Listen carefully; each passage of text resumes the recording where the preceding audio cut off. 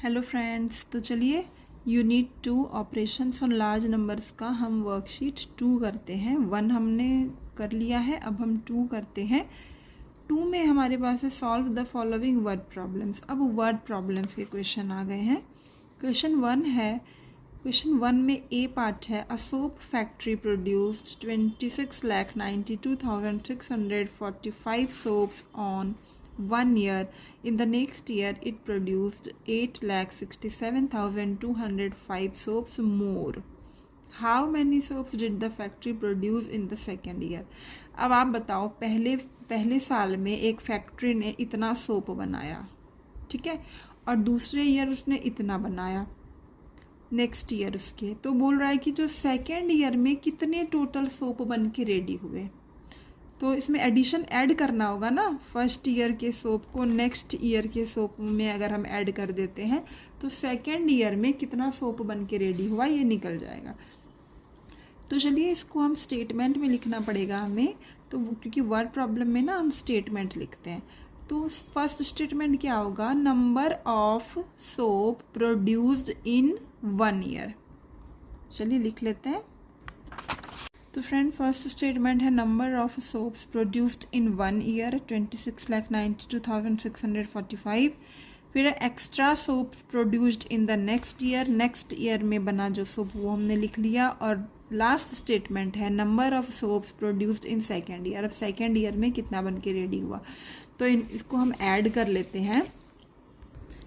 Add करके हमारे पास आया 35,59,850। तो अब लास्ट स्टेटमेंट लिखेंगे, so the total number of soap produced in second year is जो नंबर आया हमारे पास, ठीक है ये। चलिए फ्रेंड्स क्वेश्चन 2 पे चलते हैं। अब क्वेश्चन बी है, इन 1 year mister Mohan earned rupees 2,57,088, his wife earned rupees 1,23,672 and their son earned rupees 96,750. How much money did Mr. Mohan's family earn in 1 year? मतलब मिस्टर मोहन है एक, वो एक साल में इतना कमाते हैं, उनकी वाइफ जो है वो उसी साल में इतना कमाती है, और जो उनके बेटे हैं वो इतना कमाते हैं। तो एक साल में तीनों मिल के उनकी फैमिली कितना कमाते हैं, ये क्वेश्चन हमें पूछा है। तो फर्स्ट स्टेटमेंट क्या लिखेंगे, देखो इसी से स्टेटमेंट हम निकालते हैं, है ना। फर्स्ट स्टेटमेंट निकाल लेंगे हम, money earned bye mister Mohan, mister Mohan के द्वारा कमाया हुआ पैसा कितना है ये। सेकंड स्टेटमेंट लिखेंगे, money earned by his wife, उनके वाइफ के द्वारा। और थर्ड लिखेंगे, मनी अर्नड बाय देयर सन, उनके बेटे के द्वारा, ठीक है। अब अगर इन तीनों अमाउंट को हम ऐड कर देते हैं तो पता चल जाएगा ना कि उनकी फैमिली 1 year में कितना अर्न करती है। तो चलिए इसको ऐड करते हैं। ऐड करने के बाद हमारा अमाउंट आया 4,77,510। तो so rupees 4,77,510 money earned bye mister Mohan's family in 1 year। ये हमारा फाइनल स्टेटमेंट होगा आंसर वाला, ठीक है।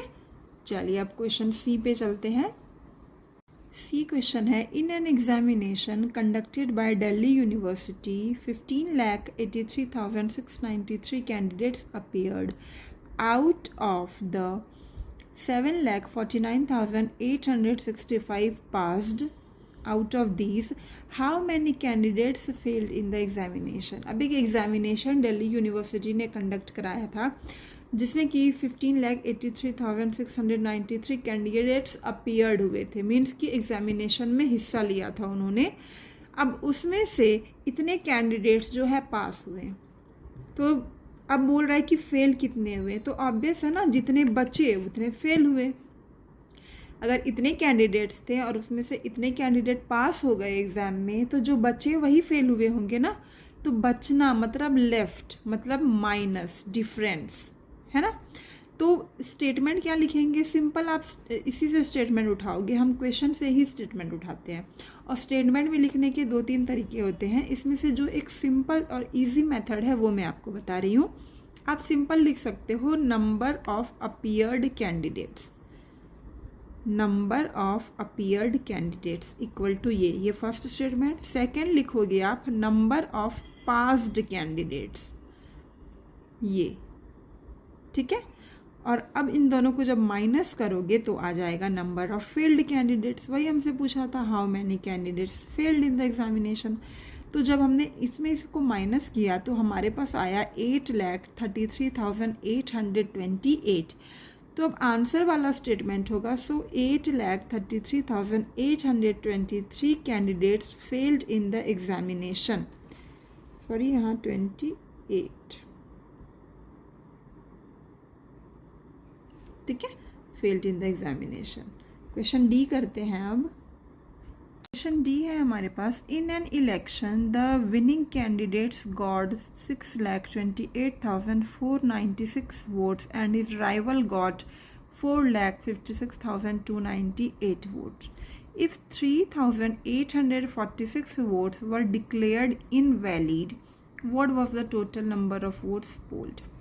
मीन्स कि एक इलेक्शन में, एक चुनाव में जो जिन्होंने जीता, जो टीम जीती, उनको इतना वोट मिला है, ठीक है। जो उनके ओपोनेंट थे, मतलब कि जो राइवल थे, उनको इतना वोट मिला है और इतना वोट इनवैलिड हो गया। होता है ना, जब इलेक्शन होता है, हम वोट देने जाते हैं, तो वही क्वेश्चन है ये। तो फर्स्ट स्टेटमेंट हम क्या लिखेंगे, इसी से उठाएंगे, number of votes got bye winning candidate. Second, number of votes got by his rival, इतना वोट। और थर्ड लिखेंगे नंबर ऑफ इनवैलिड वोट्स। अब आप बताओ, इतना वोट जीतने वाले टीम है, इतना जो नहीं जीता और इतना वोट इनवैलिड है, तो हमें टोटल नंबर ऑफ वोट्स मांगे हैं जो पोल्ड हुए हैं। तो टोटल निकालने के लिए मैंने आपको पहले भी बताया था कि सबको ऐड करते हैं तभी टोटल निकलेगा। तो इन तीनों स्टेटमेंट को, जो नंबर्स हैं इसके, इन तीनों को हमें ऐड करना पड़ेगा। तो what was the total number of vote, जो हमसे पूछा है वो हमारा आ जाएगा आंसर। तो जब इसको ऐड किया तो हमारे पास आया 10,88,640 वोट्स। तो ये टोटल नंबर ऑफ वोट्स है। अब लास्ट आंसर वाला स्टेटमेंट लिखेंगे, so total number of polled votes are 10,88,640। ये ऐड करने मैंने आपको पहले ही बताया है। अगर आपने वो वीडियो नहीं देखा है तो प्लीज़ आप जाइए और देखिए, वर्कशीट 1 में एडिशन मैंने आपको बताया है, उसी मेथड से इसको अरेंज करके ऐड करेंगे। जैसे कि ये दोनों लाख में है तो लाख के नीचे लाख लिखेंगे, पर ये वोट 1000 में था तो 1000 के नीचे से लिखना स्टार्ट करेंगे हम, और कॉलम में यहाँ अरेंज ही करके हमें ऐड करना है, ठीक है। चलिए अब क्वेश्चन ई करते हैं। चलिए, तो क्वेश्चन ई हमारे पास बोल रहा है, find the sum of the greatest 8 digit, 7 digit and 6 digit numbers. मतलब ग्रेटेस्ट 8 डिजिट, ग्रेटेस्ट 7 डिजिट और ग्रेटेस्ट 6 डिजिट को हमें बोल रहा है सम निकालने, मीन्स कि तीनों को ऐड करने बोल रहा है। तो ग्रेटेस्ट 8 डिजिट नंबर क्या होते हैं, ग्रेटेस्ट 8 डिजिट होते हैं 9 को हमने 8 टाइम्स लिखना पड़ेगा, 1 2 3 4 5 6 7 8। जैसे अगर आपको ग्रेटेस्ट 2 डिजिट बोले तो 99, ग्रेटेस्ट 3 डिजिट तो 999। जितना डिजिट आपको बोलेगा उतनी बार आप 9 लिख देंगे, ठीक है। अब जैसे ग्रेटेस्ट 7 डिजिट नंबर बोला है तो 7 बार हमें 9 लिखना पड़ेगा, और ग्रेटेस्ट 6 डिजिट तो 6 बार लिखना पड़ेगा, 9 लिख दिया। अब इन तीनों को ऐड करेंगे, ठीक है। जहाँ जिसकी प्लेस होती है उसको वहीं से लिखना स्टार्ट करेंगे। जैसे ये अगर 9,99,99,999 बना तो 7 डिजिट हमारा 99 लाख होगा। तो यहाँ से लिखना स्टार्ट नहीं करेंगे, एक प्लेस को छोड़ के यहाँ से लिखेंगे। और ग्रेटेस्ट 6 डिजिट 1 प्लेस को फिर इसके नीचे छोड़ के यहाँ से लिखेंगे। जिस जगह पे होता है उसको उसी जगह पे नंबर रखेंगे, ठीक है। जब इन तीनों को ऐड किया तो हमारे पास आया 11,09,99,997। तो इन तीनों का सम क्या हो गया हमारे पास, ये नंबर, ठीक है। तो ऐसे ही हमारा वर्ड प्रॉब्लम वाले सारे क्वेश्चन हो जाते हैं वर्कशीट 2। अब हम नेक्स्ट क्लास में वर्कशीट 3 करेंगे। तब तक के लिए thank you and bye bye.